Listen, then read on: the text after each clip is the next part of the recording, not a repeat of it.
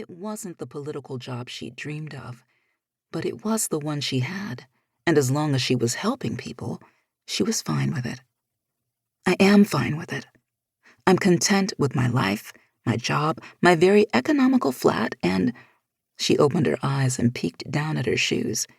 I'm really good with these Balenciaga knife pumps, even if I'll be cooking and eating chicken noodle soup for the next year. Those words caused a slow grin to spread. Normally, Talaya didn't breathe outside of her budget, but these seemingly simple, except for the $850 price tag, pumps had been a birthday gift to herself. She had to celebrate herself, since there was no one else in her life who would. Inhaling another deep breath and releasing it slowly, she raised her head until she was once again staring into familiar amber eyes. Her mother's eyes. The one physical trait she'd gotten from Dr. Regina Copeland. The rest of her appearance resembled him, a fact that further stressed her even after all this time. "You can do this," she said loudly, as if the volume would drown out the thoughts. "You will do this," because she had no other choice. 40 minutes later, Talaya parked at the curb in Kensington. She reached over to the passenger seat for her purse and dropped the keys inside. Then she pulled out the file folder to check the address again. The numbers on the side of the door of the 2-story angled white house matched those on the first page inside the folder. A call to his office had ensured he wasn't there, so her plan to catch him at home should work. Let's get this over with. Opening the door, she eased out of the car. Once she closed the door, she sighed at her absent-mindedness, then reached back into her purse to grab her key fob and pressed the button to lock the car. She started to walk across the sidewalk, glancing down at her clothes one more time before it was too late to be concerned with her appearance. It was the first week of November, and while a light chill may have filled the air this morning, the dashboard in her car had read that it was 50 degrees now, so she'd left her black trench coat on the back seat. She wore a smoky gray pantsuit with a white camisole beneath the jacket that should be enough to ward off any cold since she was hopefully going to be in and out for this meeting.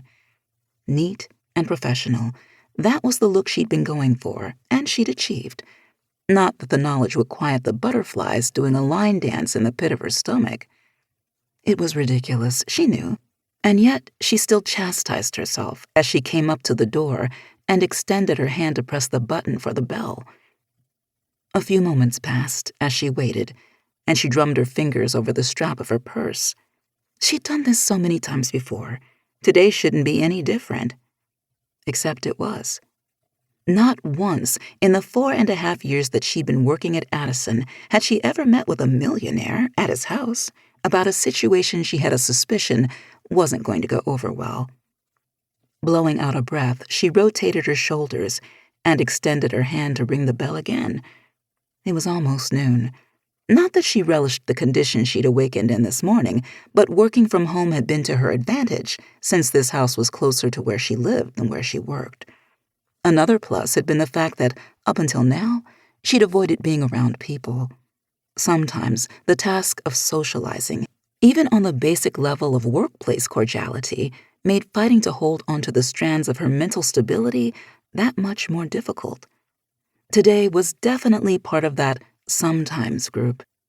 In fact, because her mood hadn't totally improved since this morning, she'd actually toyed with the idea of postponing this impromptu meeting. But she had 2 weeks to get this paperwork finalized, and she didn't like to procrastinate. Besides, it shouldn't take that long. These types of visits never did. At least when they were with normal people, they didn't. This guy wasn't normal. He was rich, successful, and he had a reputation. One that didn't sit well with Talaya, but that was neither here nor there. She didn't have to like the people she did business with, not all of them anyway. And she certainly didn't have to like Ridge Donovan. All she needed was to get his signature on the documents in this folder, and she'd be on her way. But when the door finally opened, and a man wearing nothing but a sheet around his waist and a scowl on his too damn fine face appeared, she amended her sentence. All she needed was to get the